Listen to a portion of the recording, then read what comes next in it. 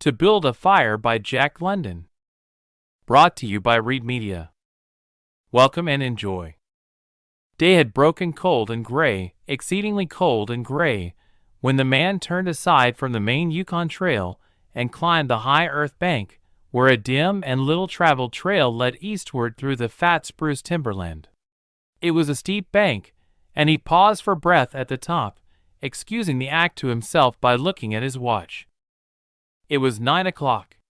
There was no sun nor hint of sun, though there was not a cloud in the sky. It was a clear day, and yet there seemed an intangible pall over the face of things, a subtle gloom that made the day dark, and that was due to the absence of sun. This fact did not worry the man. He was used to the lack of sun. It had been days since he had seen the sun, and he knew that a few more days must pass before that cheerful orb, due south, would just peep above the sky line and dip immediately from view. The man flung a look back along the way he had come. The Yukon lay a mile wide and hidden under 3 feet of ice. On top of this ice were as many feet of snow. It was all pure white, rolling in gentle undulations where the ice jams of the freeze-up had formed. North and south, as far as his eye could see, it was unbroken white, save for a dark hairline that curved and twisted from around the spruce-covered island to the south, and that curved and twisted away into the north, where it disappeared behind another spruce-covered island. This dark hairline was the main trail that led south 500 miles to the Chilkoot Pass, Daya, and Salt Water, and that led north 70 miles to Dawson, and still on to the north 1,000 miles to Nulato, and finally to St. Michael on Bering Sea, 1,000 miles, and half 1,000 more. But all this, the mysterious, far-reaching hairline trail, the absence of sun from the sky, the tremendous cold, and the strangeness and weirdness of it all made no impression on the man. It was not because he was long used to it. He was a newcomer in the land, a Chechaquo, and this was his first winter. The trouble with him was that he was without imagination. He was quick and alert in the things of life, but only in the things, and not in the significances. 50 degrees below zero meant 80-odd degrees of frost. Such fact impressed him as being cold and uncomfortable, and that was all. It did not lead him to meditate upon his frailty as a creature of temperature, and upon man's frailty in general, able only to live within certain narrow limits of heat and cold, and from there on it did not lead him to the conjectural field of immortality and man's place in the universe. 50 degrees below zero stood for a bite of frost that hurt, and that must be guarded against by the use of mittens, ear flaps, warm moccasins, and thick socks. 50 degrees below zero was to him just precisely 50 degrees below zero.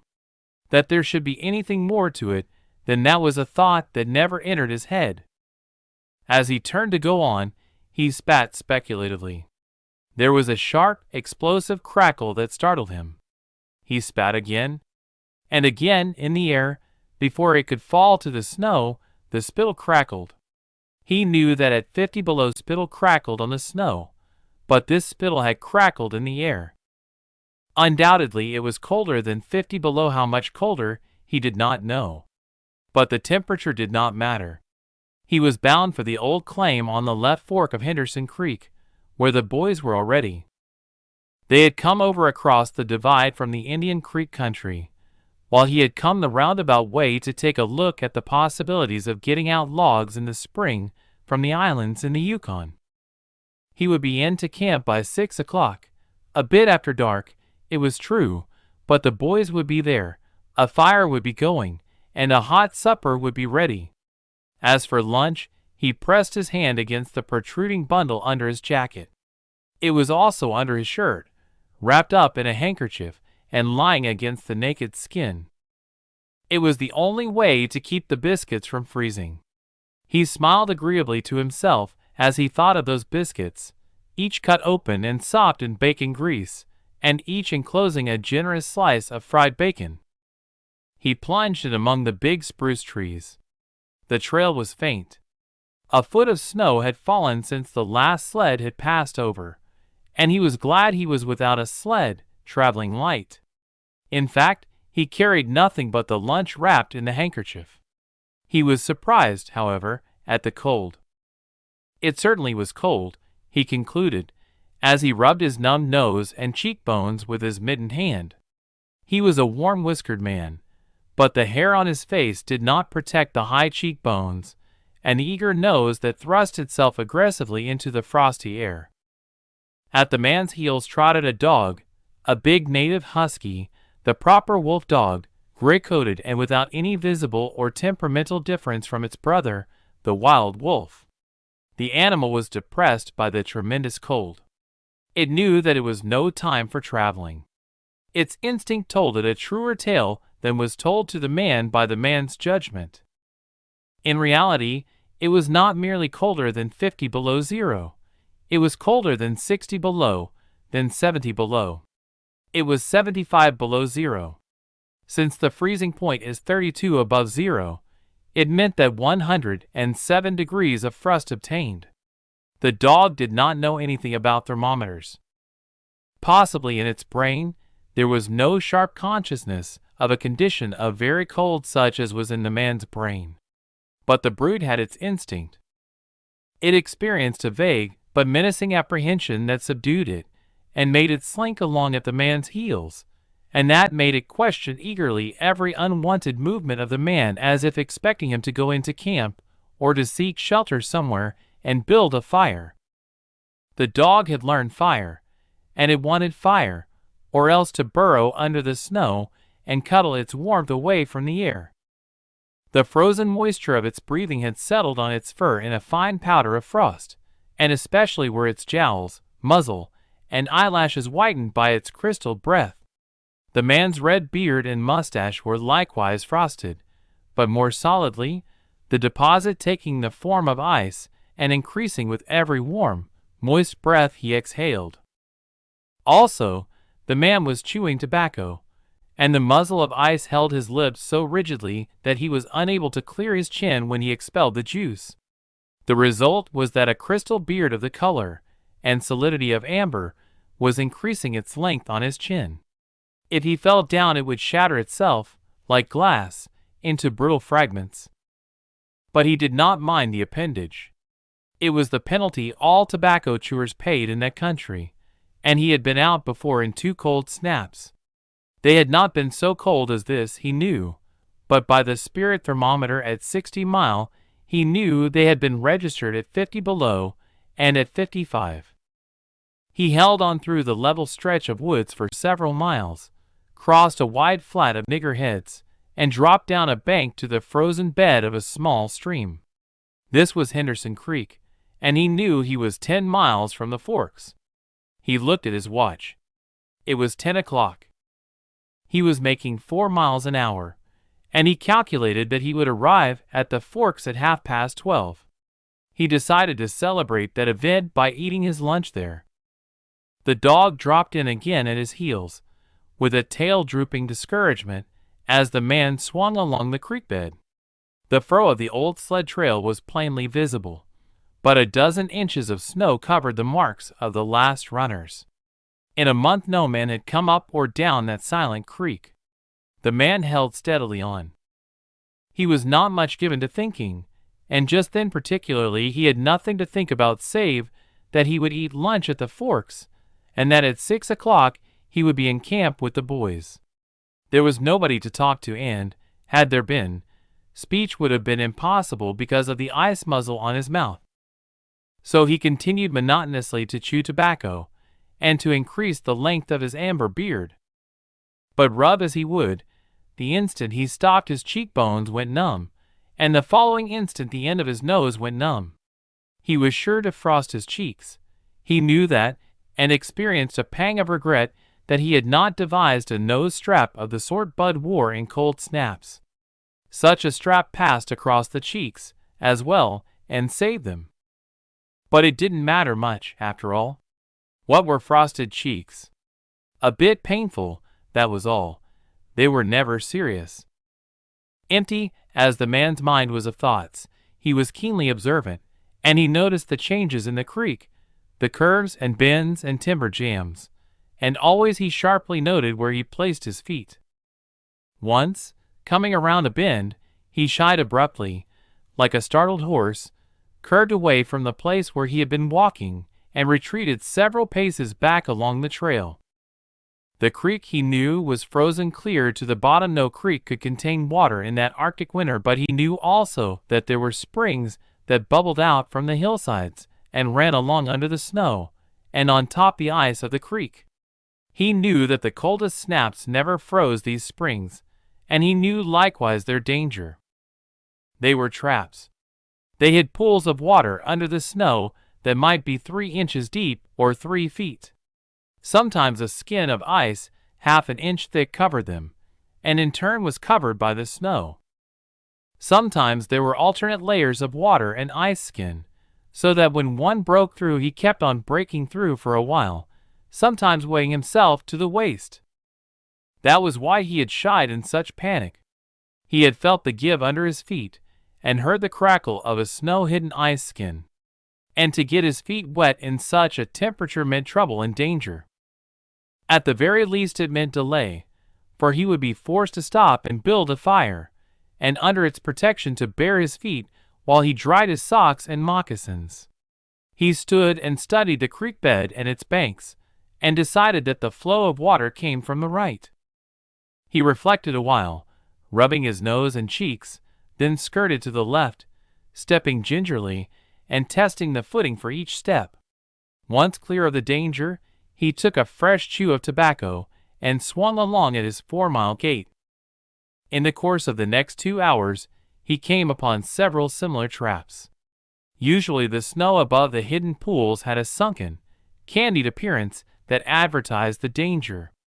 Once again, however, he had a close call, and once, suspecting danger, he compelled the dog to go on in front. The dog did not want to go. It hung back until the man shoved it forward, and then it went quickly across the white, unbroken surface.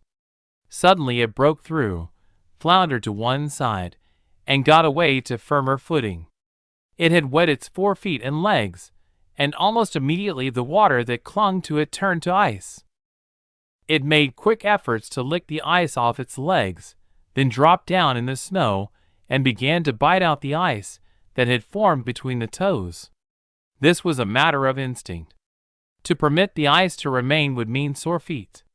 It did not know this. It merely obeyed the mysterious prompting that arose from the deep crypts of its being. But the man knew, having achieved a judgment on the subject, and he removed the mitten from his right hand and helped tear out the ice particles. He did not expose his fingers more than a minute, and was astonished at the swift numbness that smote them. It certainly was cold. He pulled on the mitten hastily, and beat the hand savagely across his chest. At 12 o'clock the day was at its brightest. Yet the sun was too far south on its winter journey to clear the horizon. The bulge of the earth intervened between it and Henderson Creek, where the man walked under a clear sky at noon and cast no shadow. At 12:30, to the minute, he arrived at the forks of the creek. He was pleased at the speed he had made. If he kept it up, he would certainly be with the boys by 6. He unbuttoned his jacket and shirt and drew forth his lunch. The action consumed no more than a quarter of a minute, yet in that brief moment the numbness laid hold of the exposed fingers.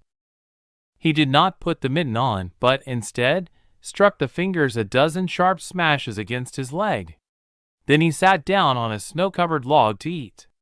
The sting that followed upon the striking of his fingers against his leg ceased so quickly that he was startled. He had had no chance to take a bite of biscuit. He struck the fingers repeatedly and returned them to the mitten, baring the other hand for the purpose of eating. He tried to take a mouthful, but the ice muzzle prevented. He had forgotten to build a fire and thaw out. He chuckled at his foolishness, and as he chuckled, he noted the numbness creeping into the exposed fingers. Also, he noted that the stinging which had first come to his toes when he sat down was already passing away. He wondered whether the toes were warm or numbed. He moved them inside the moccasins and decided that they were numbed. He pulled the mitten on hurriedly and stood up. He was a bit frightened. He stamped up and down until the stinging returned into the feet. It certainly was cold, was his thought. That man from Sulphur Creek had spoken the truth when telling how cold it sometimes got in the country. And he had laughed at him at the time. That showed one must not be too sure of things. There was no mistake about it. It was cold. He strode up and down, stamping his feet and threshing his arms, until reassured by the returning warmth. Then he got out matches and proceeded to make a fire. From the undergrowth, where high water of the previous spring had lodged a supply of seasoned twigs, he got his firewood. Working carefully from a small beginning, he soon had a roaring fire, over which he thawed the ice from his face, and in the protection of which he ate his biscuits. For the moment, the cold of space was outwitted. The dog took satisfaction in the fire, stretching out close enough for warmth and far enough away to escape being singed. When the man had finished, he filled his pipe and took his comfortable time over his smoke. Then he pulled on his mittens, settled the ear flaps of his cap firmly about his ears, and took the creek trail up the left fork. The dog was disappointed and yearned back toward the fire. This man did not know cold. Possibly all the generations of his ancestry had been ignorant of cold, of real cold, of cold 107 degrees below freezing point. But the dog knew, all its ancestry knew, and it had inherited the knowledge. And it knew that it was not good to walk abroad in such fearful cold. It was the time to lie snug in a hole in the snow, and wait for a curtain of cloud to be drawn across the face of outer space whence this cold came. On the other hand, there was keen intimacy between the dog and the man. The one was the toil slave of the other, and the only caresses it had ever received were the caresses of the whip-lash, and of harsh and menacing throat sounds that threatened the whiplash. So the dog made no effort to communicate its apprehension to the man. It was not concerned in the welfare of the man. It was for its own sake that it yearned back toward the fire. But the man whistled, and spoke to it with the sound of whiplashes, and the dog swung in at the man's heels and followed after. The man took a chew of tobacco and proceeded to start a new amber beard. Also, his moist breath quickly powdered with white his mustache, eyebrows, and lashes. There did not seem to be so many springs on the left fork of the Henderson, and for half an hour the man saw no signs of any. And then it happened. At a place where there were no signs, where the soft, unbroken snow seemed to advertise solidity beneath, the man broke through. It was not deep. He wetted himself halfway to the knees before he floundered out to the firm crust. He was angry and cursed his luck aloud. He had hoped to get into camp with the boys at 6 o'clock, and this would delay him an hour, for he would have to build a fire and dry out his footgear. This was imperative at that low temperature, he knew that much, and he turned aside to the bank, which he climbed. On top, tangled in the underbrush about the trunks of several small spruce trees, was a high-water deposit of dry firewood sticks and twigs principally, but also larger portions of seasoned branches and fine, dry, last year's grasses. He threw down several large pieces on top of the snow. This served for a foundation, and prevented the young flame from drowning itself in the snow it otherwise would melt. The flame he got by touching a match to a small shred of birch bark that he took from his pocket. This burned even more readily than paper. Placing it on the foundation, he fed the young flame with wisps of dry grass and with the tiniest dry twigs. He worked slowly and carefully, keenly aware of his danger. Gradually, as the flame grew stronger, he increased the size of the twigs with which he fed it.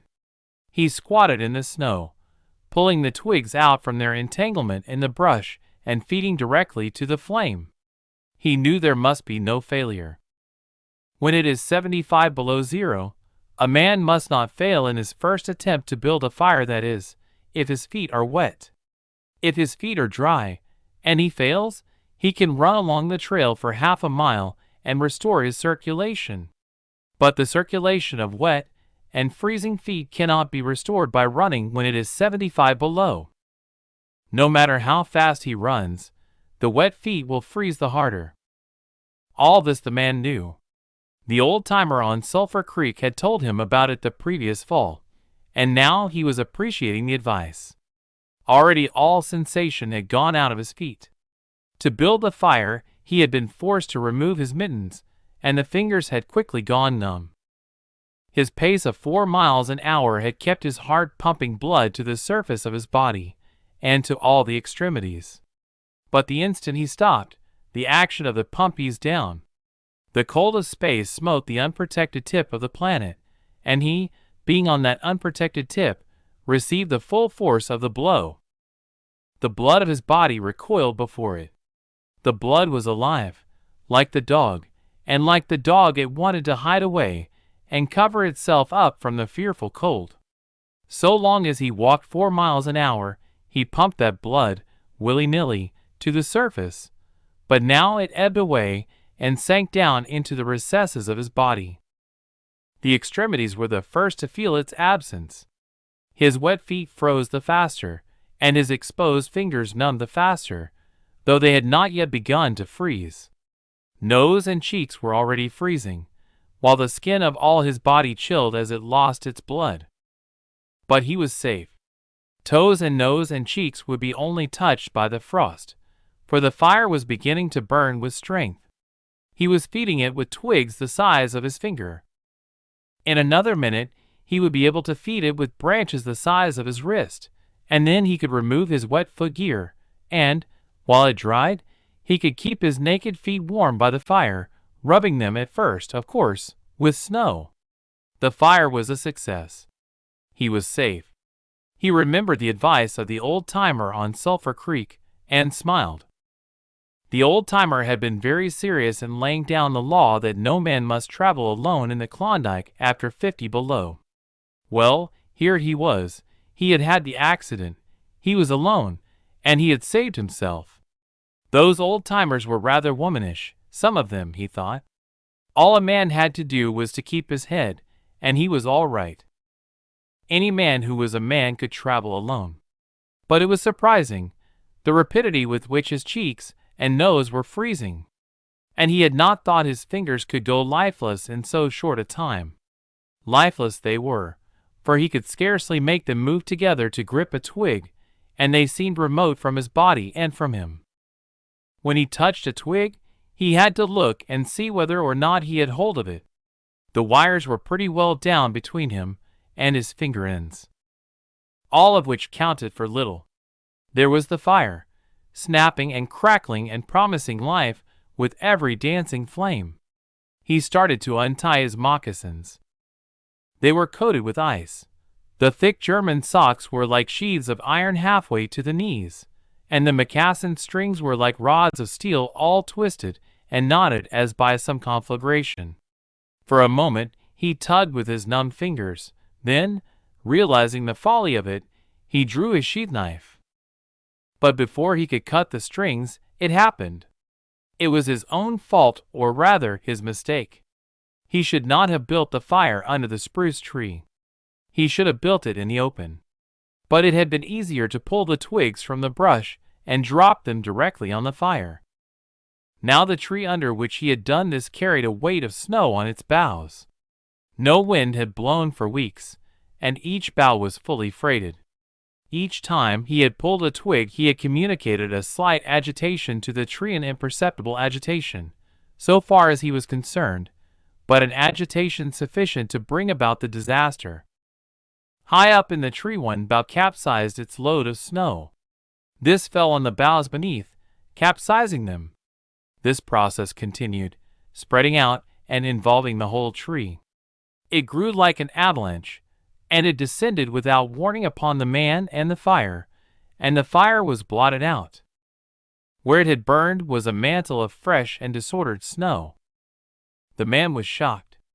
It was as though he had just heard his own sentence of death. For a moment he sat and stared at the spot where the fire had been. Then he grew very calm. Perhaps the old-timer on Sulphur Creek was right.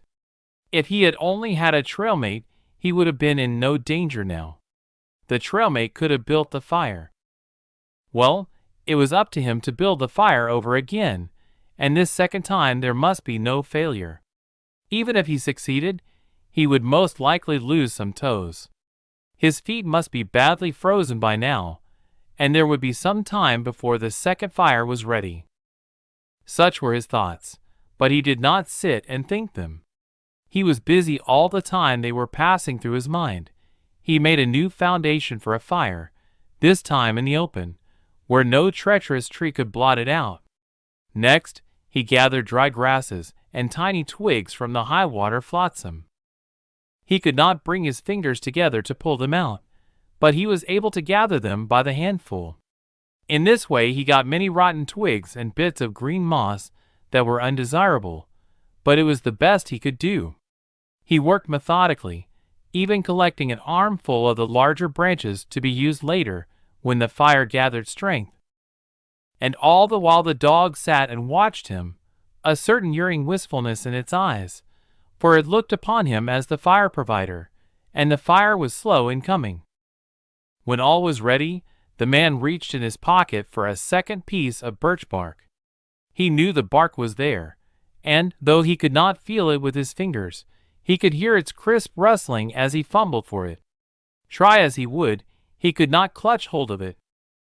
And all the time, in his consciousness, was the knowledge that each instant his feet were freezing. This thought tended to put him in a panic, but he fought against it and kept calm. He pulled on his mittens with his teeth, and threshed his arms back and forth, beating his hands with all his might against his sides. He did this sitting down, and he stood up to do it, and all the while the dog sat in the snow, its wolf brush of a tail curled around warmly over its 4 feet, its sharp wolf ears pricked forward intently as it watched the man. And the man, as he beat and threshed with his arms and hands, felt a great surge of envy as he regarded the creature that was warm and secure in its natural covering. After a time, he was aware of the first faraway signals of sensation in his beaten fingers. The faint tingling grew stronger till it evolved into a stinging ache that was excruciating, but which the man hailed with satisfaction. He stripped the mitten from his right hand and fetched forth the birch bark. The exposed fingers were quickly going numb again. Next he brought out his bunch of sulphur matches. But the tremendous cold had already driven the life out of his fingers. In his effort to separate one match from the others, the whole bunch fell in the snow. He tried to pick it out of the snow, but failed. The dead fingers could neither touch nor clutch. He was very careful. He drove the thought of his freezing feet, and nose, and cheeks, out of his mind, devoting his whole soul to the matches.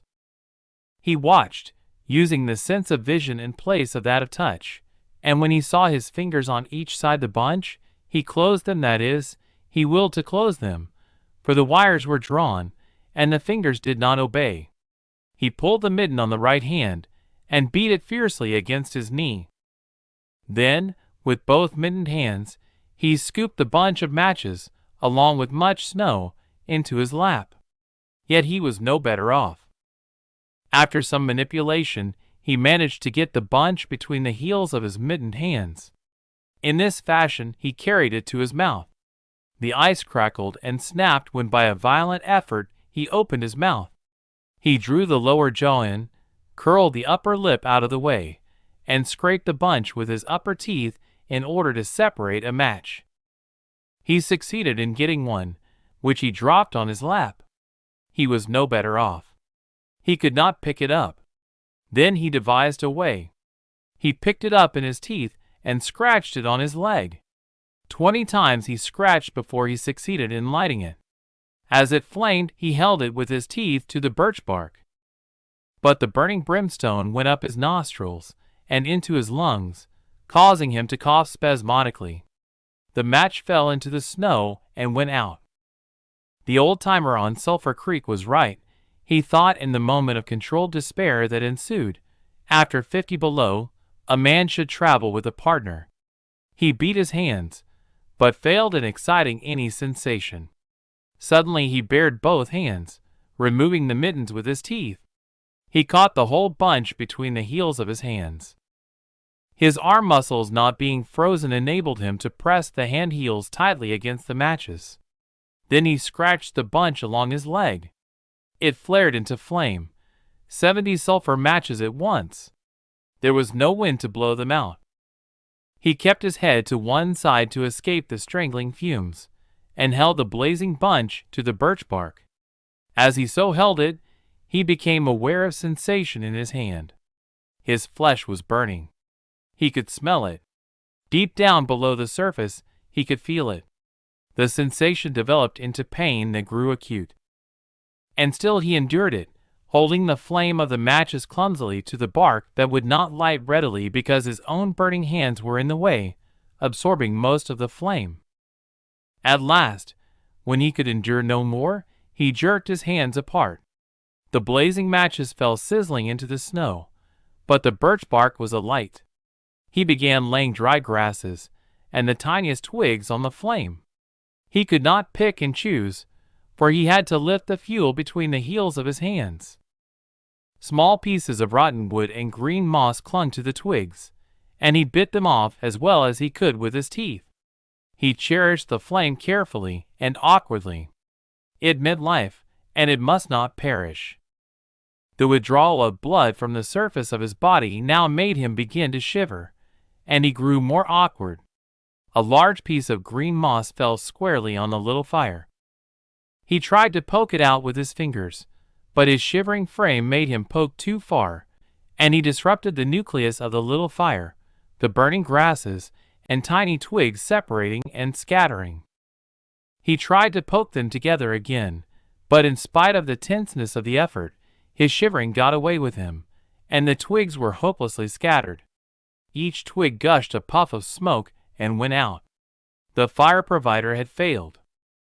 As he looked apathetically about him, his eyes chanced on the dog, sitting across the ruins of the fire from him, in the snow, making restless, hunching movements, slightly lifting one forefoot and then the other, shifting its weight back and forth on them with wistful eagerness. The sight of the dog put a wild idea into his head. He remembered the tale of the man, caught in a blizzard, who killed a steer and crawled inside the carcass, and so was saved. He would kill the dog and bury his hands in the warm body until the numbness went out of them. Then he could build another fire. He spoke to the dog, calling it to him, but in his voice was a strange note of fear that frightened the animal, who had never known the man to speak in such way before. Something was the matter, and its suspicious nature sensed danger. It knew not what danger, but somewhere, somehow, in its brain arose an apprehension of the man. It flattened its ears down at the sound of the man's voice, and its restless, hunching movements and the liftings and shiftings of its forefeet became more pronounced, but it would not come to the man. He got on his hands and knees and crawled toward the dog. This unusual posture again excited suspicion, and the animal sidled mincingly away. The man sat up in the snow for a moment and struggled for calmness. Then he pulled on his mittens, by means of his teeth, and got upon his feet. He glanced down at first in order to assure himself that he was really standing up, for the absence of sensation in his feet left him unrelated to the earth.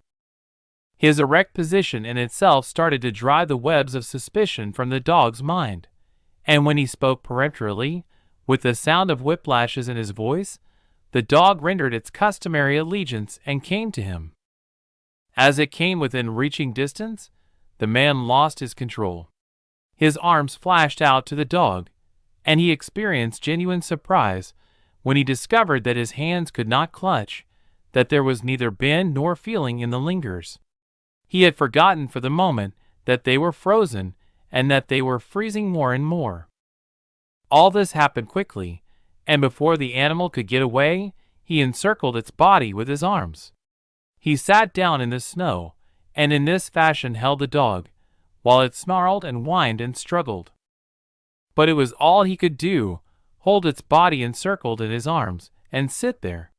He realized that he could not kill the dog. There was no way to do it. With his helpless hands he could neither draw nor hold his sheath knife nor throttle the animal. He released it, and it plunged wildly away, with tail between its legs, and still snarling. It halted 40 feet away, and surveyed him curiously, with ears sharply pricked forward. The man looked down at his hands in order to locate them, and found them hanging on the ends of his arms. It struck him as curious that one should have to use his eyes in order to find out where his hands were. He began threshing his arms back and forth, beating the mittened hands against his sides. He did this for 5 minutes, violently, and his heart pumped enough blood up to the surface to put a stop to his shivering. But no sensation was aroused in the hands. He had an impression that they hung like weights on the ends of his arms, but when he tried to run the impression down, he could not find it. A certain fear of death, dull and oppressive, came to him. This fear quickly became poignant as he realized that it was no longer a mere matter of freezing his fingers and toes, or of losing his hands and feet, but that it was a matter of life and death, with the chances against him. This threw him into a panic, and he turned and ran up the creek bed along the old, dim trail. The dog joined in behind and kept up with him. He ran blindly, without intention, in fear such as he had never known in his life. Slowly, as he plowed and floundered through the snow, he began to see things again: the banks of the creek, the old timber jams, the leafless aspens, and the sky. The running made him feel better. He did not shiver. Maybe, if he ran on, his feet would thaw out, and, anyway, if he ran far enough, he would reach camp and the boys. Without doubt, he would lose some fingers and toes, and some of his face. But the boys would take care of him, and save the rest of him when he got there. And at the same time, there was another thought in his mind that said he would never get to the camp and the boys, that it was too many miles away, that the freezing had too great a start on him, and that he would soon be stiff and dead. This thought he kept in the background and refused to consider. Sometimes it pushed itself forward and demanded to be heard, but he thrust it back and strove to think of other things. It struck him as curious that he could run at all on feet so frozen that he could not feel them when they struck the earth and took the weight of his body. He seemed to himself to skim along above the surface, and to have no connection with the earth. Somewhere he had once seen a winged Mercury, and he wondered if Mercury felt as he felt when skimming over the earth. His theory of running until he reached camp and the boys had one flaw in it: he lacked the endurance. Several times he stumbled, and finally he tottered, crumpled up, and fell. When he tried to rise, he failed. He must sit and rest, he decided, and next time he would merely walk and keep on going. As he sat and regained his breath, he noted that he was feeling quite warm and comfortable. He was not shivering, and it even seemed that a warm glow had come to his chest and trunk. And yet, when he touched his nose or cheeks, there was no sensation. Running would not thaw them out, nor would it thaw out his hands and feet. Then the thought came to him that the frozen portions of his body must be extending. He tried to keep this thought down, to forget it, to think of something else. He was aware of the panicky feeling that it caused, and he was afraid of the panic. But the thought asserted itself, and persisted, until it produced a vision of his body totally frozen. This was too much, and he made another wild run along the trail. Once he slowed down to a walk, but the thought of the freezing extending itself made him run again. And all the time the dog ran with him, at his heels. When he fell down a second time, it curled its tail over its 4 feet, and sat in front of him facing him, curiously eager and intent. The warmth and security of the animal angered him, and he cursed it till it flattened down its ears appeasingly. This time the shivering came more quickly upon the man. He was losing in his battle with the frost. It was creeping into his body from all sides. The thought of it drove him on, but he ran no more than 100 feet, when he staggered and pitched headlong. It was his last panic. When he had recovered his breath and control, he sat up and entertained in his mind the conception of meeting death with dignity. However, the conception did not come to him in such terms. His idea of it was that he had been making a fool of himself, running around like a chicken with its head cut off. Such was the simile that occurred to him. Well, he was bound to freeze anyway, and he might as well take it decently. With this newfound peace of mind came the first glimmerings of drowsiness. A good idea, he thought, to sleep off to death. It was like taking an anesthetic. Freezing was not so bad as people thought. There were lots worse ways to die. He pictured the boys finding his body next day. Suddenly he found himself with them, coming along the trail and looking for himself. And still with them, he came around a turn in the trail and found himself lying in the snow. He did not belong with himself any more, for even then he was out of himself, standing with the boys and looking at himself in the snow. It certainly was cold, was his thought. When he got back to the States, he could tell the folks what real cold was. He drifted on from this to a vision of the old-timer on Sulphur Creek. He could see him quite clearly, warm and comfortable, and smoking a pipe. "You were right, old hoss, you were right," the man mumbled to the old-timer of Sulphur Creek. Then the man drowsed off into what seemed to him the most comfortable and satisfying sleep he had ever known. The dog sat facing him and waiting. The brief day drew to a close in a long, slow twilight. There were no signs of a fire to be made, and, besides, never in the dog's experience had it known a man to sit like that in the snow and make no fire. As the twilight drew on, its eager yearning for the fire mastered it, and with a great lifting and shifting of 4 feet, it whined softly, then flattened its ears down in anticipation of being chidden by the man. But the man remained silent. Later, the dog whined loudly. And still later it crept close to the man and caught the scent of death. This made the animal bristle and back away. A little longer it delayed, howling under the stars that leaped and danced and shone brightly in the cold sky. Then it turned and trotted up the trail in the direction of the camp it knew, where were the other food providers and fire providers.